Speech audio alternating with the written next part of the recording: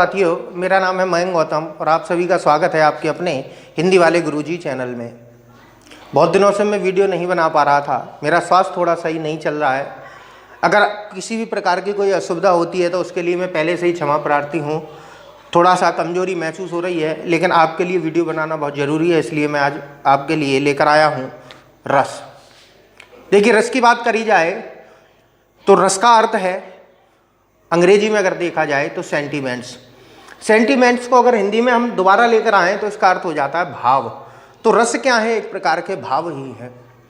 और अगर बात करी जाए संस्कृत के अनुसार भी अगर मैं बात करूं तो रस्यते आस्वादते इति रसा भी कहा जाता है, अर्थात रसों का आस्वादन करना ही रस कहलाता है। जिस प्रकार भोजन को खाने से हमको विभिन्न प्रकार के स्वादों की अनुभूति होती है, जैसे खट्टा लगता है, मीठा लगता है, या कहा जाए चरपरा लगता है, वही क्या है? स्वाद है। उसी प्रकार काव्य को पढ़ने या सुनने से जिस आनंद की हमको प्राप्ति होती है, उसी आनंद को क्या कहा जाता है? रस कहा जाता है। जैसे कभी काव्य को पढ़ने से हमको हंसी आ रही है, कभी दुख हो रहा है, कभी हमारा उत्साहवर्धन हो रहा है, तो इसी को क्या कहा जाता है? रस कहा जाता है। जैसा कि मैंने अभी बताया था, रस्यते आस्वाद्यते इति रसा। ठीक है। इसके बाद हम आते हैं, एक थे आचार्य विश्वनाथ। उन्होंने तो यहाँ तक कह दिया था विश्वनाथ जी ने कि काव्य की आत्मा ही रस है, कि अगर हम रस को काव्य से निकाल दें तो काव्य ही समाप्त हो जाएगा। उन्होंने इस आधार पर एक सूत्र भी दिया था कि वाक्यम रसात्मकम काव्य। क्या कहा उन्होंने? वाक्यम रसात्मकम काव्यम, अर्थात जब कोई वाक्य रस से युक्त हो जाता है तो वही काव्य कहलाता है। ये किसने कहा था? विश्वनाथ जी ने कहा था। विश्वनाथ, ठीक है।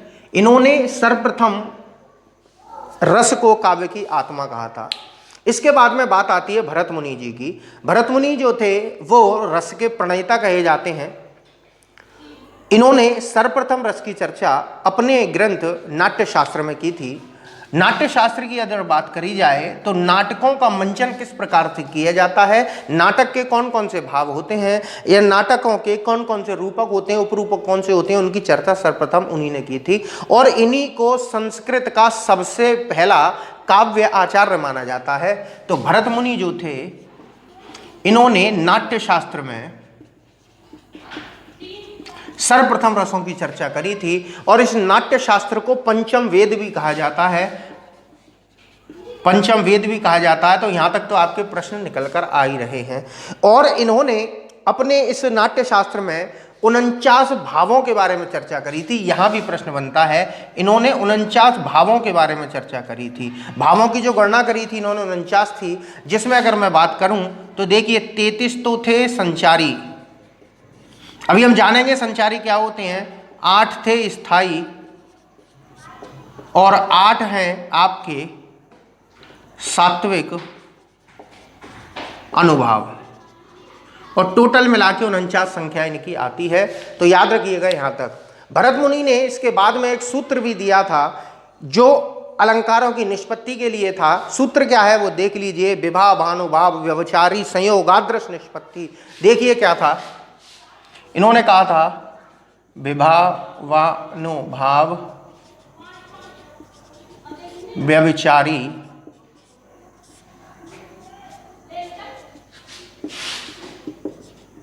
संयोगाद्रस निष्पत्ति।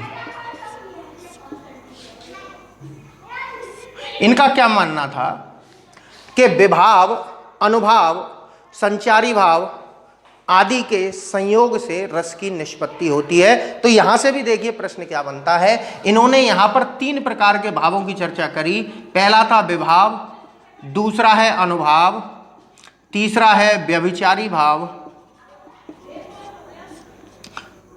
पहला विभाव, दूसरा अनुभाव, तीसरा व्यभिचारी भाव आदि के संयोग से रस की निष्पत्ति इन्होंने मानी है। तो याद रखिएगा कि यहाँ पर इन्होंने किस भाव के बारे में चर्चा नहीं करी, तो इन्होंने यहाँ पर स्थायी भाव के बारे में के बारे में चर्चा नहीं करी थी। तो याद रखिएगा, ये भी प्रश्न बन जाता है कि भरत मुनि के सूत्र में किस भाव की चर्चा देखने को नहीं मिलती, तो स्थायी भाव की देखने को नहीं मिलती, क्योंकि स्थायी भावों की परिपूर्ण अवस्था को ही रस कहा जाता है, क्योंकि इन तीनों से मिलकर ही पहले बनता है स्थायी भाव और तुरंत रस की निष्पत्ति हो जाती है। तो चलिए इनके बारे में हम एक एक करके बात करते हैं कि विभाव क्या है, अनुभाव क्या है और व्यभिचारी भाव क्या है। व्यभिचारी भाव को ही संचारी भाव भी कहा जाता है। इनके बारे में अभी हम डिटेल में समझेंगे। चलिए सबसे पहले हम लेकर चलते हैं विभाव को। यदि विभाव की बात करी जाए, इनको हम रस के अंग भी कहते हैं। रस के अगर अंग कही जाए तो रस के 4 अंग होते हैं। देखिए मैं इतने को बिगाड़ रहा हूँ, इसके बाद में मैं चारों अंगों को लिखूंगा।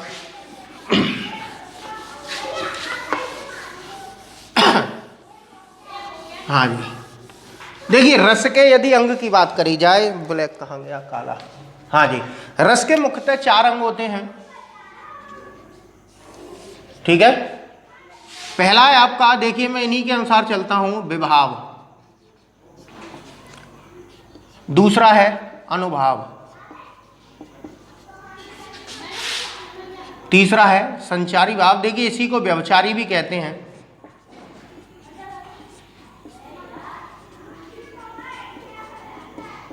ठीक है, और आखिरी है आपका स्थायी भाव। ठीक है, विभाव की बात करी जाए तो विभाव को कारण कहा जाता है, या कहा जाए कि रस उत्पत्ति के जो पदार्थ है उसी को विभाव कहा जाता है, या जिसकी वजह से रस उत्पन्न होता है वही क्या है, विभाव है। विभाव को मुख्यतः 2 भागों में बांटा गया है।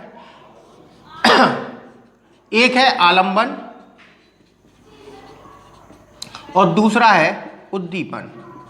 ठीक है, आलंबन की बात करी जाए तो जिसे देख कर या जिसके कारण रस की उत्पत्ति होती है उसी को हम आलंबन कहते हैं। और उद्दीपन होता है कि हमारे स्थायी भाव को और तेज कर दे। समझ लेते हैं, पहले आलंबन को 2 भागों में बांटा गया है। एक है विषयालंबन और दूसरा आश्रय आलंबन। मैं यहां लिख देता हूं, इसको पहला कहा गया है विषयालंबन और दूसरा है आपका आश्रयालंबन। समझिएगा, विषयालंबन होता है जिसे देखकर हमारे हृदय में भाव जागृत हो, वही क्या कहलाता है, विषयालंबन कहलाता है, या उसी को हम आलंबन कह देते हैं। और आश्रय आलंबन की बात करी जाए तो जिसके हृदय में भाव जागृत होता है उसी को हम आश्रय आलंबन कहते हैं। जैसे कि मान के चलिए कि जब सीता जी ने रामचंद्र जी को सर्वप्रथम अशोक वाटिका में या अपने यहाँ देखा था तो सीता जी के हृदय में रति के भाव जागृत हुए, तो सीता जी कौन हो गई, आश्रय आलंबन हो गई। और जिसको देखकर अर्थात श्री रामचंद्र जी को देखकर उनके हृदय में भाव जागृत हुए तो श्री रामचंद्र जी क्या हो गए, विषयालंबन हो गए या आलंबन हो गए। बात समझ में आ गई। चलिए अब उद्दीपन की बात करते हैं। उद्दीपन क्या होता है कि वह जो स्थायी भाव को और तेज कर दे। जैसे सीता जी के हृदय में अभी क्या भाव जागृत हुए थे, सीता जी के हृदय में भाव जागृत हुए थे प्रेम के या रति के, और उसको बढ़ाने वाली कौन सी चीजें हो सकती हैं, जैसे उस समय का जो वातावरण था, फूल थे, पौधे थे, जो सुंदर माहौल था, उसी से क्या हो रहा था, उनके प्रेम में बढ़ोतरी हो रही थी, तो उसी को क्या कहते हैं, उद्दीपन। उद्दीप्त करने वाले स्थायी भाव को और जो तेज करते हैं वही क्या कहलाते हैं, उद्दीपन कहलाते हैं। बात यहाँ तक आपकी अच्छी तरीके से समझ में आ गई होगी। चलिए बात करते हैं अनुभाव। देखिए अनुभाव शब्द 2 शब्दों से मिलकर बना है, अनु धन भाव। अनु का अर्थ है अनुसरण या पीछे, और भाव का अर्थ है भाव, अर्थात पीछे पीछे चलने वाले भाव, या कहा जाए कि भावों का अनुसरण करने वाले भावों को ही अनुभाव कहा जाता है। जैसे कि मैं बात करूं कि अभी आपको दुख होगा तो दुख होते ही आपका शरीर उन क्रियाओं को कैसे प्रकट करेगा, कैसे पता चलेगा कि सामने वाला दुखी है क्या खुश है, उसकी शारीरिक क्रियाओं से तो पता चलेगा। और ये भाव सबसे बाद में जागृत होते हैं। क्यों? क्योंकि पहले आपको दुख होगा तभी तो आप रोओगे, आपको दुख होगा तभी तो आप चिल्लाओगे, आपको दुख होगा तभी तो बेहोश होगे। ऐसा तो है नहीं बेहोश हो जाओगे तब दुख होगा। तो ये समझिएगा कि अनुभाव होते हैं जो हमारे हृदय के भावों को शारीरिक क्रियाओं द्वारा जो प्रकट किया जाता है वही अनुभाव कहलाता है। और एक चीज याद रखिएगा कि ये जो विषयावलंबन की क्रियाएं होती हैं वो उद्दीपन में चली जाती हैं और आश्रय आलंबन की क्रियाएं अनुभाव में जाती हैं। क्योंकि आश्रय कौन है, हम जिसके हृदय में भाव जागृत हो रहे हैं, हमें ही तो प्रकट करना है, तो वही अनुभाव कहलाएंगे। भरत मुनि ने 3 अनुभावों के बारे में बात करी है, 3 अनुभावों की चर्चा करी है। पहला है आपका वाचिक, दूसरा है आपका कायिक और तीसरा है सात्विक। एक एक करके समझिएगा। वाचिक अनुभाव क्या होते हैं कि वे शारीरिक क्रिया, देखिए ऐसे समझ लीजिए, अनुभाव क्या है, हमारी शारीरिक क्रियाओं को समझ लीजिए। वे शारीरिक क्रियाएं या जो अनुभाव या कहा जाए कि भावों के अनुसरण में जो हम अपने मुख से बोलते हैं वही क्या अनुभाव है। जैसे सीटी बजाना, लोरी गाना, चिल्लाना, ये सभी किस में आएंगे, वाचिक में आएंगे, अर्थात बोली में आएंगे। कायिक का मतलब होता है शरीर द्वारा प्रकट करना। शरीर द्वारा मतलब जिन पर हमारा कंट्रोल होता है या जो हम जानबूझकर क्रियाएं करते हैं वही क्या कहलाती हैं, कायिक कहलाती हैं। कायिक का मतलब इसको आंगिक भी कहा गया है, कायिक को आंगिक भी कहा जाता है, अंगों के द्वारा प्रकट करना। जैसे कि छाती पीटना, दीवार में सर मारना, चक्कू मारना या इशारे करना, ये सभी किस में आएंगे, आपके कायिक में आएंगे, और ये हम जानबूझ के करते हैं। और इन सात्विक को मानसिक कहा जाता है, या मानसिक वे क्रियाएं जो स्वतः हो जाती हैं उसी को हम क्या कहते हैं, सात्विक कहते हैं। और इन सात्विक अनुभावों की संख्या भरत मुनि ने 8 बताई है। कौन कौन से होते हैं उनको भी मैं लिख ही देता हूं। देखिए सबसे पहला है रोमांच। देखिए एक एक करके समझाता चल रहा हूं। रोमांच का अर्थ है रोम रोम खड़े हो जाना, जैसे हमारे रोम खड़े हो जाते हैं वही क्या, ये स्वतः होता है, इनको हमें करना नहीं पड़ता। ये दोनों हम जानबूझ के करते हैं, वाचिक और कायिकों को जानबूझ के किया जाता है, और सात्विक जो भाव होते हैं ये स्वतः उत्पन्न होते हैं। पहला है रोमांच, दूसरा है अश्रु, जैसे अश्रु हैं तो अपने आप निकल आते हैं। तीसरा है स्वरभंग। स्वरभंग का मतलब है आवाज का रुक जाना या लड़खड़ा जाना, जैसे भय के मारे कभी कभी हमारी आवाज इस तरीके से करने लग जाती है, तो वही क्या है, स्वरभंग है। चौथा है आपका वैवर्ण्य। वैवर्ण्य का अर्थ है चेहरे का रंग उड़ जाना, चेहरे का रंग उड़ जाना। सात्विक रोमांच, अश्रु, स्वरभंग, वैवर्ण्य। प्रलय, प्रलय का मतलब मूर्छित हो जाना। छठा है आपका स्तंभ। स्तंभ का मतलब है बिल्कुल जड़ हो जाना, जैसे इस तरीके से जड़ हो जाते हैं उसी को क्या कहते हैं, जड़ हो जाना। सातवां है आपका श्वेद। श्वेद का अर्थ है पसीना निकलना। और 8वां है रोमांच, अश्रु, स्वरभंग, वैवर्ण्य, प्रलय, स्तंभ, श्वेद। हाँ, कंप और रह गया कपकपी, जो मुझे अब बहुत आ रही है इस टाइम पर, कपकपी सी छूट रही है क्योंकि तबीयत ठीक नहीं है। तो ये 8 आपके सात्विक मनोभाव हैं जिसके बारे में भरत मुनि ने अपने काव्य शास्त्र या कहा जाए नाट्य शास्त्र में इसकी चर्चा करी है। अब बात करते हैं संचारी भाव। देखिए संचारी भाव, यहाँ तक आप समझ गए होंगे अनुभाव तक। संचारी भाव क्या होता है वो समझिए। संचारी भाव का अर्थ है संचरण करने वाले भाव। संचरण का मतलब क्या होता है, देखो जैसे मैं इधर से इधर घूम रहा हूँ, एक जगह टिक कर नहीं रह रहा, तो इसी को क्या कहते हैं, संचारी भाव कहते हैं। यानी कि वे भाव जो काव्य के अंतर्गत आते हैं और चले जाते हैं, टिक कर नहीं रहते, संचारी भाव कहलाते हैं। और व्यभिचारी भाव क्या होता है, इसके बारे में रामचंद्र शुक्ल जी ने भी कहा है, भरत मुनि जी ने भी कहा है कि व्यभिचारी मतलब वह व्यक्ति जिसका मन एक स्त्री पर टिक कर नहीं रह सकता, वही क्या कहलाते हैं, व्यभिचारी भाव कहलाते हैं। और इनको व्यभिचारी भाव क्यों कहा गया है वो समझिएगा, क्योंकि इनकी संख्या है 33। कभी इनमें से कुछ भाव कभी श्रृंगार रस में मिलेंगे, कभी वीर रस में मिलेंगे, कभी किसी अन्य रस में मिलेंगे, इसीलिए ये क्या कहलाते हैं, व्यभिचारी भाव कहलाते हैं। संचारी समझ गए, संचारी का मतलब संचरण करने वाले भाव। अब इनका काम क्या है भाई, ये आए और चले गए, कुछ ना कुछ तो काम होगा। तो इसको ऐसे समझिए, जैसे आपने प्रधानाचार्य देखे हैं विद्यालय में, प्रधानाचार्यों का काम क्या होता है कि विद्यालय में वो घूमते हैं और उनका काम क्या है, ये देखना कि टीचर ढंग से काम कर रहा है या नहीं कर रहा है, ये अध्यापक अच्छी तरीके से पढ़ा रहा है या नहीं पढ़ा रहा है। तो यही तो काम होता है प्रधानाचार्य का मुख्य रूप से, जो आपने देखा है। तो इन्हीं का काम भी वही है, इनका काम है स्थायी भावों को बनाए रखना, ये देखना कि कहीं स्थायी भाव कमजोर तो नहीं हो रहे। और इनका मुख्य काम क्या निकल के आया, स्थायी भाव को पुष्ट करना, अर्थात और मजबूत करना। उद्दीपन का मतलब है स्थायी भाव को बढ़ा देना, और इनका मतलब है स्थायी भावों को पुष्ट कर देना, अर्थात मजबूत कर देना। जैसे कि मैं अगर बात करूं कि आपको समाचार मिला कि आपका एक मित्र का स्वर्गवास हो गया है या उसका एक्सीडेंट हो गया है, ठीक है, तभी आपके मन में विचार आया, आपको दुख, एकदम से दुख अंदर से आपको मन दुखी हो गया, तब वहाँ रस कौन सा उत्पन्न हो जाएगा? आपका करुण रस उत्पन्न हो जाएगा। चलिए थोड़ी देर बाद क्या बोले आपके पिताजी कि बेटा एक काम कर, थोड़ा सा बाजार चले जा, कुछ सामान ले आ। तभी आप जैसे ही घर से बाहर निकले, अब क्या हुआ, जैसे ही आप बाहर निकले तो थोड़ा सा आपका जो करुणा थी आपके हृदय में वो थोड़ी सी दबने लगी। जैसे ही वो दबेगी तभी आपको एकदम से विचार आया, आपके मन में क्या आया? एक छोटा सा संचारी भाव आया।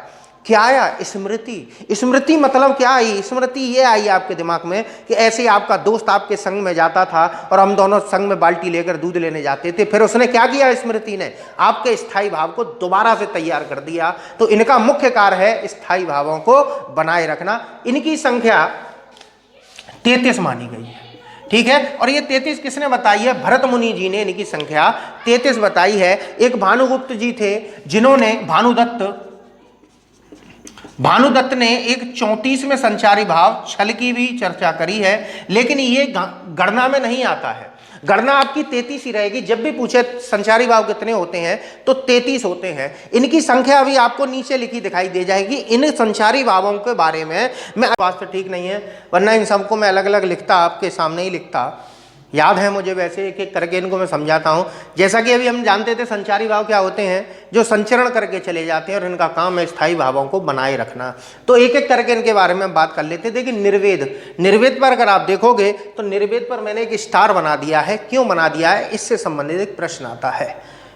निर्वेद को स्थायी भाव की श्रेणी में भरत मुनि ने नहीं रखा, उन्होंने निर्वेद को संचारी भाव की श्रेणी में रखा है। इसलिए ये प्रश्न बन जाता है कि ऐसा कौन सा स्थायी भाव है जिसे भरत मुनि संचारी भाव मानते हैं? तो वो क्या है? निर्वेद है। निर्वेद का अर्थ होता है वैराग्य का। मन में वैराग्य उत्पन्न हो जाता है, उसी को क्या कहते हैं? निर्वेद कहलाते हैं। जैसे आप पढ़ रहे हो, पढ़ने से परीक्षा दी आपने और आप पास भी नहीं हो पाए, तो आपको कोई भी चीज़ जब अच्छी नहीं लग रही है या आपका मन की इच्छाएं समाप्त हो जाती हैं, इसी को निर्वेद कहा जाता है। हर्ष, अर्थात हर्ष का मतलब है कि हमको हल्की सी जो खुशी होती है, जैसे पास होने पर अब हम चिल्ला के हंसते तो है नहीं, पास होने पर हमें अंदर से खुशी जो होती है उसी को हर्ष कहा जाता है। गर्व का मतलब आप जानते ही हैं, मोह, अर्थात किसी चीज़ का मोह हो जाना, प्यार लगना या अच्छा लगना। जैसे चपलता, चपलता का अर्थ होता है चंचलता। चंचलता समझ रहे हैं कि जैसे बच्चे होते हैं ना चंचल, उसी को चंचलता कहते हैं। वितर्क, वितर्क का अर्थ होता है कि संदेहास्पद विचारों की उत्पत्ति, अर्थात हमारा जो दिमाग है उसमें विभिन्न प्रकार के विचार उत्पन्न होते हैं। जैसे आपको अभी सूचना थोड़ी सी मिले कि आपका जो मित्र है उसका एक्सीडेंट हो गया, तो हमारे दिमाग में विभिन्न प्रकार के भावों की उत्पत्ति होगी संदेहास्पद, कि अरे वो ठीक होगा कि नहीं होगा, उसके साथ ऐसा हो गया होगा कि नहीं हो गया होगा, उसी को वितर्क कहते हैं। स्वप्न, स्वप्न का मतलब है कि अपनी आगे के बारे में सोचना, स्वप्न देखना कि मैं डॉक्टर बन गया हूँ, मैं इलाज कर रहा हूँ, मैं सीएम बन गया हूँ, मैं ये कर रहा हूँ, तो ये स्वप्न है। स्वप्न के बाद आलस्य, आलस्य आप जानते ही हो, आप भी आलसी, मैं भी आलसी, सभी आलसी हैं। निंद्रा, निंद्रा का मतलब निंद्रा के भाव हमारे हृदय में, अर्थात किसी भी कार्य में मन ना लगना या किसी भी कार्य को ना कर पाने का भाव ही निंद्रा कहलाता है। ब्रीडा की बात करी जाए, 10वां नंबर है ब्रीडा। ब्रीडा का अर्थ है लज्जा, अर्थात शर्म, ठीक है, शर्माना। अवित्ता, अवित्ता मेरा सबसे फेवरेट है।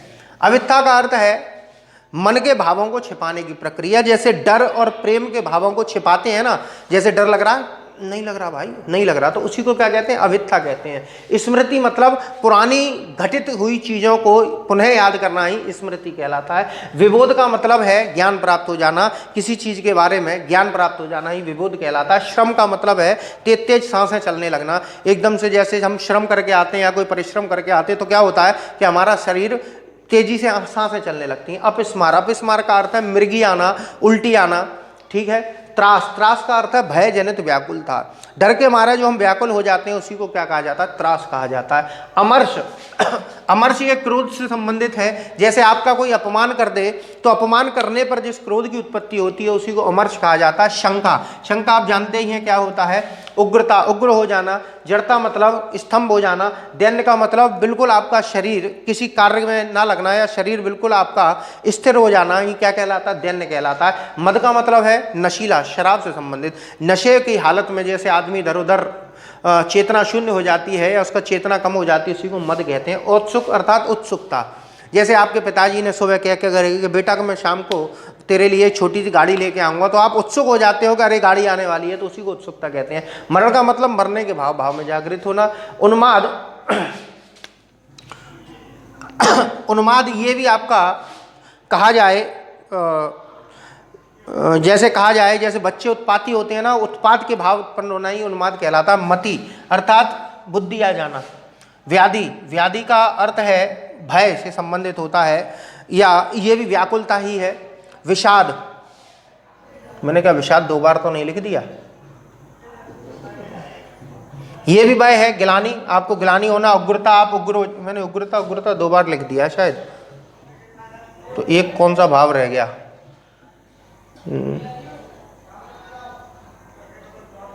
चलो जो रह गया होगा वो मैं नीचे लिख दूंगा। चलिए, उग्रता 2 बार हो गया है। चिंता हो गया। घृति, धैर्य धारण करे रहना। असूया का अर्थ है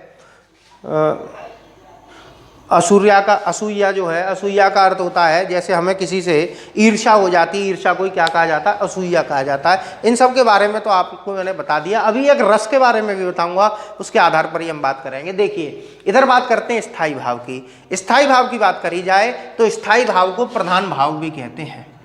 इनको प्रधान भाव क्यों कहा जाता है वो समझिएगा, क्योंकि प्रत्येक स्थायी भाव से एक एक रस की निष्पत्ति होती है, जैसा कि आप देख पा रहे हो। ठीक है, तो इन्हीं को प्रधान भाव भी कहा जाता है। और अब स्थायी भाव समझते हैं, स्थायी भाव है क्या।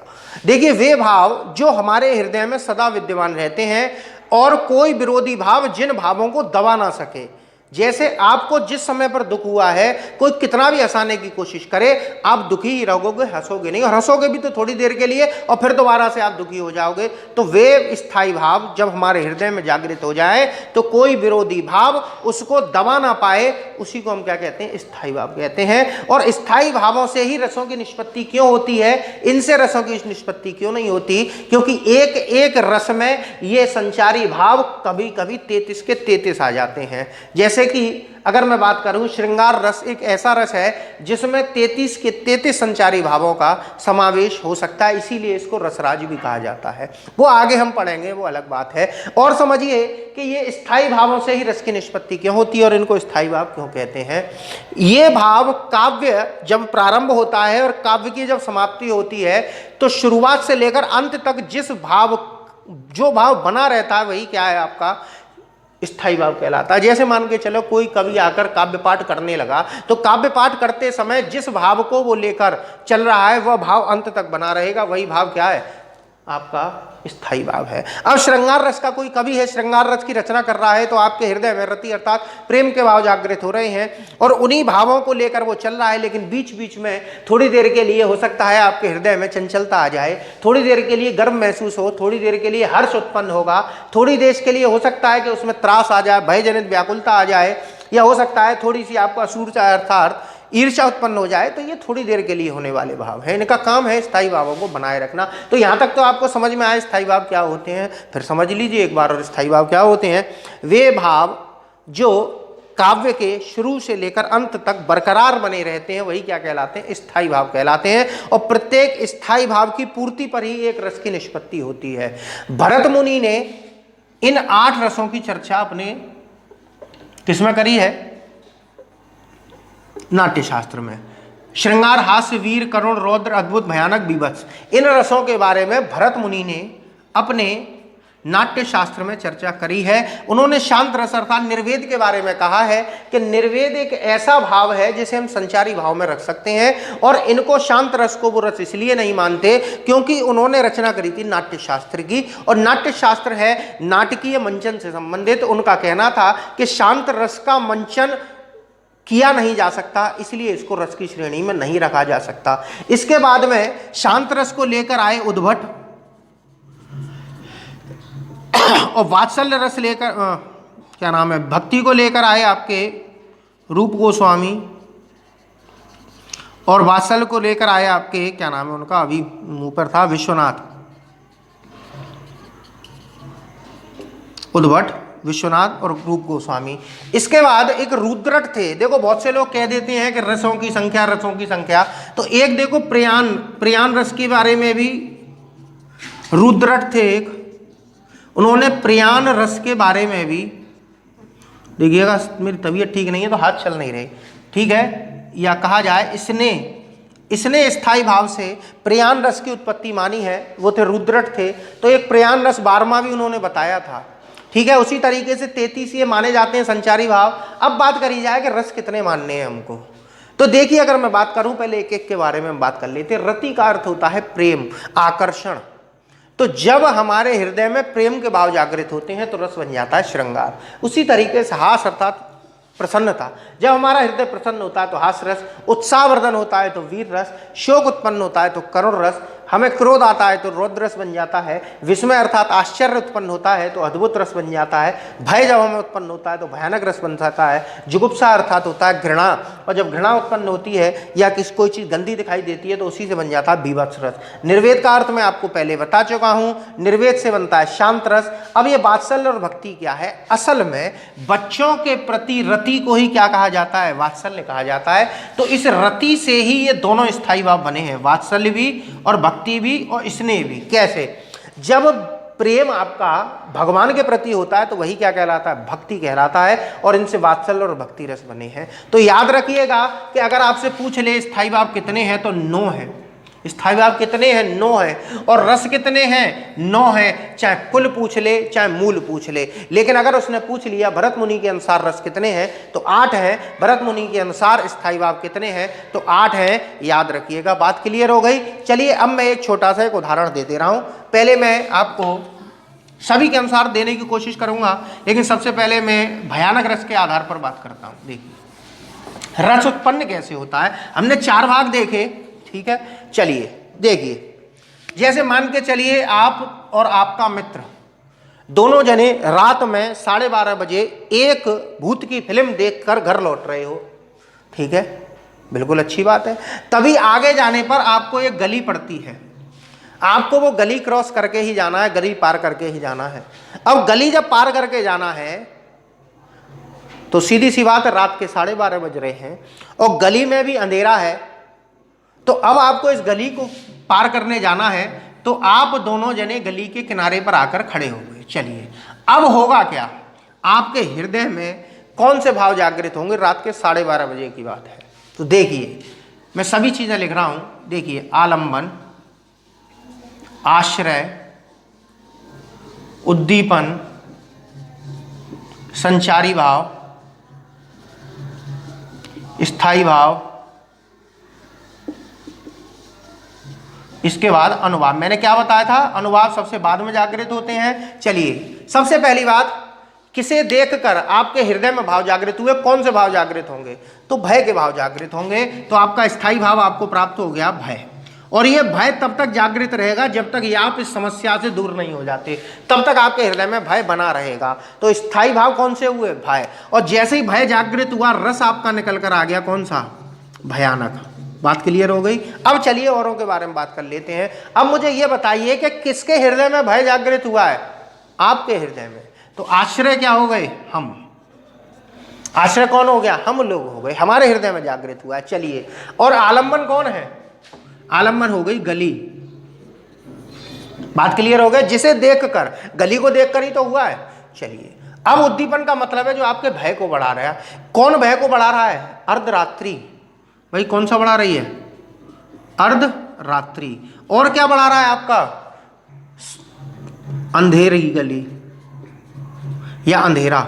अगर गली में उजाला होता तो भय लगता, लेकिन इतना नहीं लगता। भय को और कौन बढ़ा रहा है? अंधेरा बढ़ा रहा है। चलिए, अब उसके बाद में देखिए हुआ क्या कि आपके दोस्त ने आपसे कहा कि भाई एक काम करते हैं, अब जो होगा देखा जाएगा, रोड को क्रॉस कर ही लो। अब इसका मतलब आपका ये जो भय का भाव है थोड़ा सा क्या होने लगा? दबने लगा। अब जैसे ही ये दबने लगा, तभी तुरंत आपके एक मित्र को स्मृति हुई। क्या हुई? स्मृति। उठा लो यहां से संचारी भाव।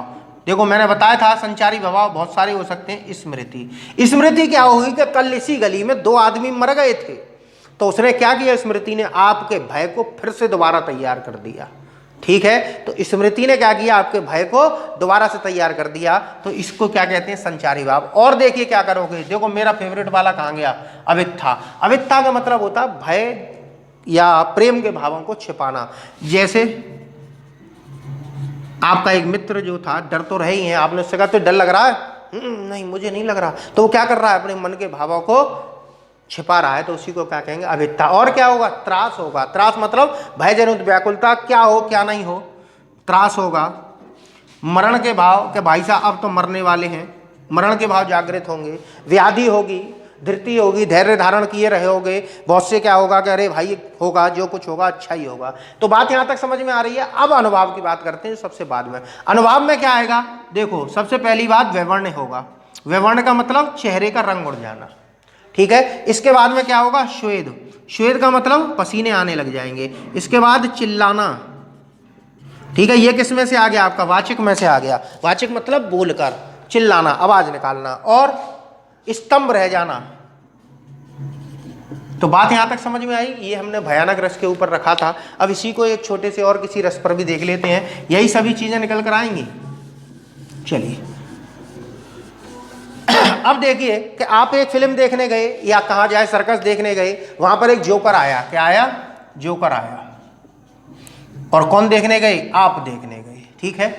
तो आपने जैसे ही जोकर को देखा, आपके हृदय में कौन सा स्थायी भाव जागृत हुआ, हास।